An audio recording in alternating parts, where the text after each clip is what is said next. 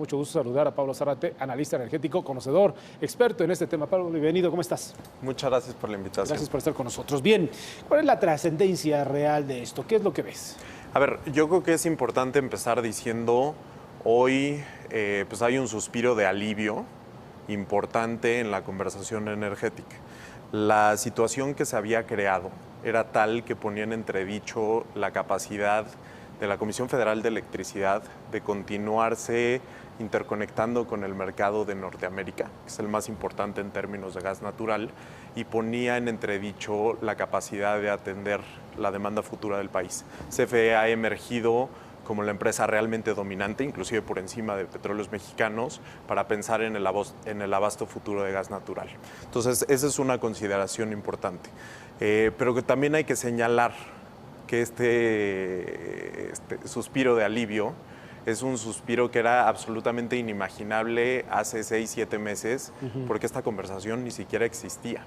Es decir, estamos hablando de una conversación que se generó a partir de declaraciones del presidente, que claramente sus preferencias sobre los modelos de contratos de gasoducto y sobre todo sobre cómo se dispersan los costos a lo largo del tiempo cambiaron, y generó una conversación extraordinariamente adversarial con las empresas, amenazando primero con un arbitraje internacional, y eventualmente, aunque vemos algunos resabios de ese discurso, pues hoy emerge una posición que creo que se está cristalizando en torno a las voces que participamos en la conversación energética, que decimos, pues más bien lo que se ve es que cambiaron las preferencias de la Comisión Federal de Electricidad, que decidió entrar en una negociación que también atendía algunas preocupaciones de los privados, sí. Y pues es por eso que se logra un acuerdo mutuo.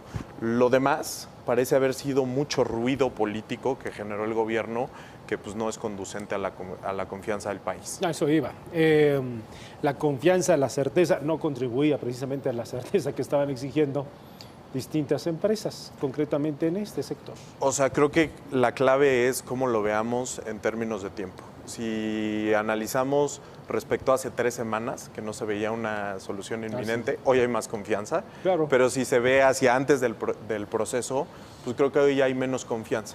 Y es muy importante que el gobierno pues realmente interprete las señales de manera correcta. El hecho de que hoy Moody's salga y diga esto es positivo para la confianza de México no significa que la visión sobre haber anunciado arbitrajes internacionales sea algo positivo para el país. Significa que ya en el embrollo en el que estábamos metidos, pues que haya una solución es algo muy positivo, pero no puede convertirse en el modus operandi de la administración, generar mucho ruido político, generar presión política y después buscar renegociar contratos. Ese es un modelo no novedoso en el mundo y que normalmente no ha acabado bien para los gobiernos que utilizan este mecanismo de forma recurrente. Bien, las ganancias para México en relación a este tema, ¿son las convenientes, son las establecidas? ¿Qué es lo que ves?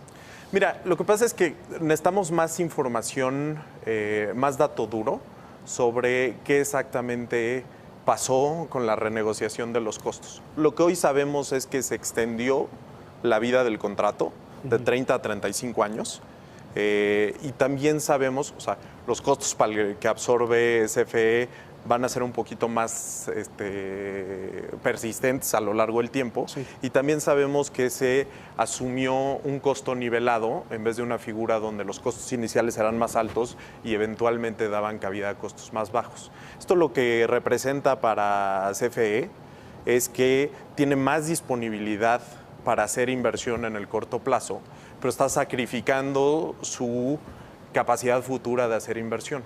Entonces, pensar esto nada más en términos del valor nominal creo que sería incorrecto. Lo que nos deberíamos de estar preguntando es sobre el contexto más grandote. Sí. Esos recursos que se liberaron en el corto plazo, qué tipo de proyectos van a financiar y qué tipo de retornos van a tener esos proyectos y cómo se comparan las tasas de retorno entre ellos para que realmente podamos emitir una opinión pues, mucho más integral, mucho más redonda.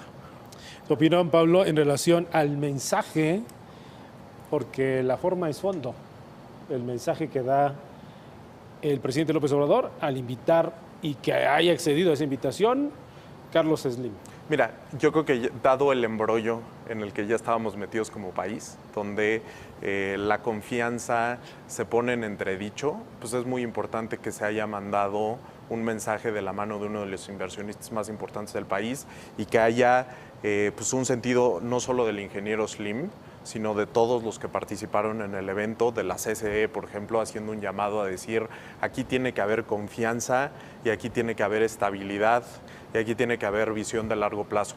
Eso yo creo que es una buena manera de cerrar un proceso que se abrió, me parece, de manera un poco repentina y quizás un poquito atropellada. Atropellada o inútil también, podemos agregar el término. Yo creo que la CFE sí estaba buscando objetivos de refinanciación de sus contratos. Quizás refinanciación es el término incorrecto. Lo que estaban buscando es esparcir los costos iniciales a lo largo de la vida del contrato. Sí. Ahí creo que lo más conducente hubiera sido una negociación entre privados que no pusiera a toda la comunidad de inversionistas en máxima alarma respecto a nuestro país y el apetito del gobierno de renegociar algunas obligaciones contractuales. Muy bien, perfecto. Pablo, muchísimas gracias por estar con nosotros y por la claridad, como siempre. Muchas gracias por la invitación. Hasta la próxima. Gracias, Pablo.